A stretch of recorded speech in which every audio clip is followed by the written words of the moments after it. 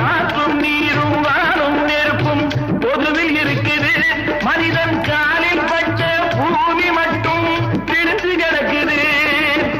பிரித்து வைத்து பார்ப்பதெல்லாம் மனிதர் இதயமே, பிரித்து வைத்து பார்ப்பதெல்லாம் மனிதர் இதயமே.